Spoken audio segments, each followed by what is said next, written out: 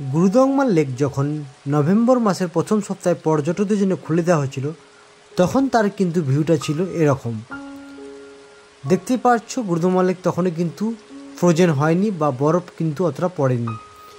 যত দিন যাচ্ছে, যত সময় বাড়ছে, গুরুদংমার লেক কীভাবে তার নিজের রূপ পরিবর্তন করছে এই ভিডিওটা তোমাদেরকে দেখাবো। তো ভিডিওটা ভালো লাগলে অবশ্যই চ্যানেলটাকে সাবস্ক্রাইব করে পাশে থাকা বেল আইকনটাকে প্রেস করে দিও। দেখতেই পাচ্ছ দিন যত এগোচ্ছে গুরুদংমার লেক কিন্তু ততই কিন্তু নিজের রূপটা চেঞ্জ করে ফেলেছে। অলরেডি কিন্তু গুরুদংমার লেকের জল কিন্তু বরফ হতে আরম্ভ করে দিয়েছে এবং এখানে কিন্তু অলরেডি তুষারপাত অলরেডি শুরু হয়ে গেছে। নর্থ সিকিমে কিন্তু তুষারপাত শুরু হয়ে গেছে।